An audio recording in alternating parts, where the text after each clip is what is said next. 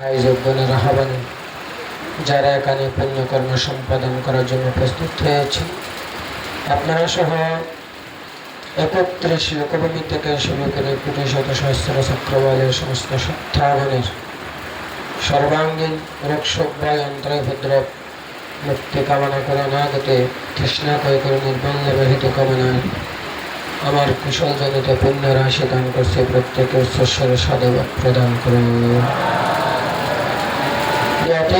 এই পরিবারকে আমি সুদীর্ঘ বছর ধরে চিনি।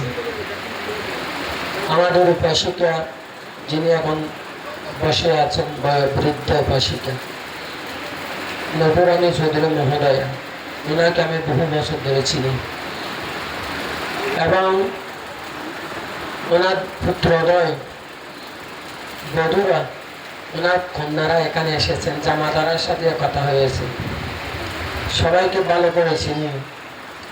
এখন এত সুন্দর করে ফুলের মতো প্রস্ফুটিত করে একটু পরিবার যদি সবার সাথে সুন্দর জীবন যাপন করেন, এটার মূল কারণ হচ্ছে মাতা পিতার আদর্শ। মাতা পিতার আদর্শ যদি ছেলে মেয়েদেরকে প্রদান করা না হয়, জ্ঞাতি ধর্ম রক্ষা করা, ন্যায় নীতিতে চলাফেরা করা, সমান ব্রাহ্মণ দর্শনে পুজোর নিবেদন করা, মাতা পিতার প্রতি যথার্থ সম্মান শ্রদ্ধা গৌরব প্রদর্শন, অন্ন বস্ত্র বাসস্থান চিকিৎসা কিংবা তাদের দ্বারা পুণ্য কাজে নিয়োজিত করা, জ্ঞাতি স্বজনের প্রতি পাড়া প্রতিবেশী কিংবা মানুষের সাথে উত্তম ব্যবহার শিক্ষা প্রদান করা, এগুলো যদি বাবু অমিয়বিন্দু চৌধুরী মহোদয়, নটরানী বড়ুয়া চৌধুরী মহোদয় এই শিক্ষাগুলো যদি তাদেরকে সংস্কারগুলো শিক্ষাগুলো যদি না দিত, আজকে 51টি পরিবারের মতো করে প্রতিটি বছর এই পরম্পরা একটা সুন্দর সামগ্রিক চেতনায় পুণ্যকর্ম সম্পাদন করা, আদর্শ জীবন যাপন করা কখনো সম্ভব হতো না। এখন অতিরিক্ত পড়ালেখা তো বর্তমান আধুনিক যুগে মাতা পিতাকে বড় দুঃখে ফেলে দিয়েছে। মাতা পিতারা ছেলে মেয়েদের জন্য পুরো গ্রাম ত্যাগ করে শহরে চলে যায়, সেখানে গিয়ে এসি রুমের মধ্যে ছেলে মেয়েদেরকে রাখে, ভালো গাড়ি দ্বারা এসি গাড়ি দ্বারা স্কুল কলেজে ইউনিভার্সিটিতে পাঠায়, টাইমে টাইমে খাবার যেটা চাই সেটা দিচ্ছে, ওটা দাও, এমন দাও তেমন দাও, অ্যান্ড্রয়েড মোবাইল দাও, আইফেল মোবাইল দাও, তমুক দাও সমুক দাও করতে করতে সব কিছু দিল। ডিগ্রিও কোনো কারণে লাভ করলো, একটা চাকরিও পেয়ে গেল, পরবর্তীতে সেই চাকরির টাকা দিয়ে এখন তার মাতা পিতা থেকে বিবাহ বন্ধন আবদ্ধ করাতে হয় না, বিয়ে এমনি করেই ফেলে। তারপরে মাতা পিতা তো জায়গা জমি বেচা বিক্রি করে কিংবা যা ব্যাংকে টাকা পয়সা ছিল ওগুলো ব্যয় করে করে ছেলে মেয়েদের পেছনে ঢেলেছে, মাতা পিতা এখন ফকির হয়ে গেছে।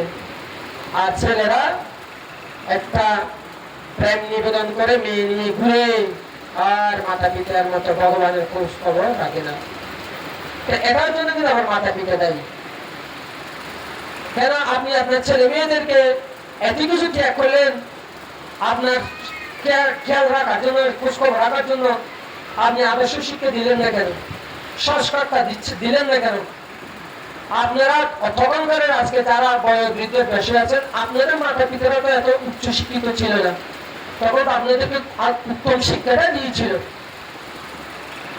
এত ভালো শিক্ষা ছিল তখনকার মাতা পিতার কাছে। তখনকার মানুষের এত টাকা পয়সা কম ছিল না, আন্তরিকতা ছিল, ভালোবাসা ছিল, আদব কায়দা ছিল, ভোরবেলা ঘুমতে ঘুমতে ফুল ধরে বিহারে গিয়েছিল, স্কুলে পাঠশালায় গিয়েছিল, এগুলো সব ঠিক ছিল, বয়োজ্যেষ্ঠদের সম্মান ছিল। বিকুশমন দেখে কোন পাশ দিয়ে যাবে সেটা নির্ণয় করা হতো। ওনার ছায়াটা কোন দিকে, বড়জন শিক্ষকজন আসছেন, ওনার ছায়াটা কোন দিকে, মাতা পিতার মতো বয়োজ্যেষ্ঠ ওনার ছায়াটা কোন দিকে, এটার শিক্ষা ছিল, এত আদর্শ শিক্ষা ছিল বিধান তখনকার মানুষের মধ্যে এত হানাহানি মারামারি, এত ক্রোধ রাগ হিংসা আত্মকেন্দ্রিক এই জিনিসগুলো ছিল। এখন তখন আমরা দেখেছি সবাই মিলে এই মানে পরিবারের একসাথে খেয়েছে বসেছে, এখন ভাইয়ে ভাইয়ে আলাদা আলাদা চুলা পাক হয়ে গেছে। আত্মকেন্দ্রিক মানসিকতা।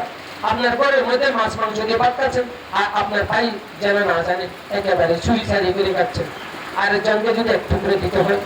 এই যে মানসিকতাগুলো আমাদেরকে এত বেশি যে এই ক্ষীণ করে ফেলেছে, আমাদের মানসিকগুলো যে এত নষ্ট হয়ে গেছে, এটা বলা বাহুল্য।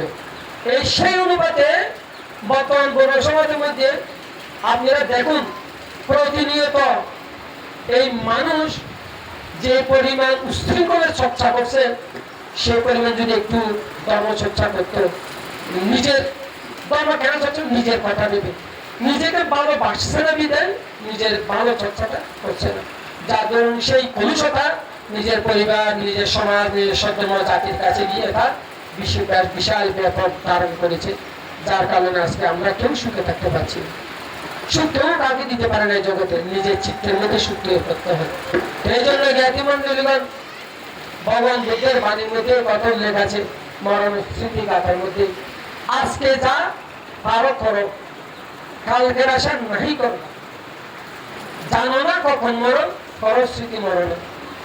অনারা আজে যা ফারানি আজে করি বলেন ভালোবান, হালিয়া আজিয়া বাপা নাই পাহাড়াটা না দিয়ে না হালিয়া হেবেন আশা করলে মরি যদি জঙ্গল বাতর ফুগই পাহাড়ের ফুগই বই যাইবেন কৃষ্ণা ইয়ার সঠিক শিক্ষা করুন।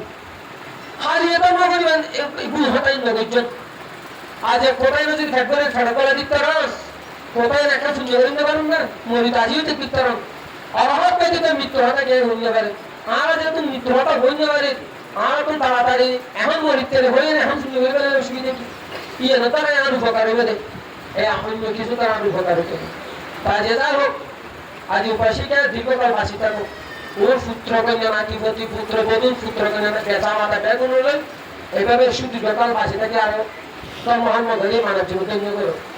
আর হচ্ছে দুটো বধূ আর শূন্য চাকরি সংসদে প্রতি বছর সহযোগিতা করে, ওকে তাপসী বড়ুয়া মহোদয়া আর শিক্ষিত গোপালী বড়ুয়া, এরা সেনা হইব, এটার পরিবারের বধূ দুটো পূর্ণ সার্বিক প্রশংসনের আর বেশি উপকার করে আমি সকলে আশীর্বাদ দিতে এই পরিবারের ব্যাগুণের পুণ্যদান করিয়ে নেন, প্রায় এত বছর করে আর স্বামী পুণ্যের রাশি নিবেদন করে ওনারা ব্যাগুণের জন্মময় কামনা করিয়ে নেন, মানব জীবনটা তো এই চিন্তা উৎপন্ন এই কামনা করে আমার দেশের শেষ করেন জগতের সাথে প্রাণী শুদ্ধ।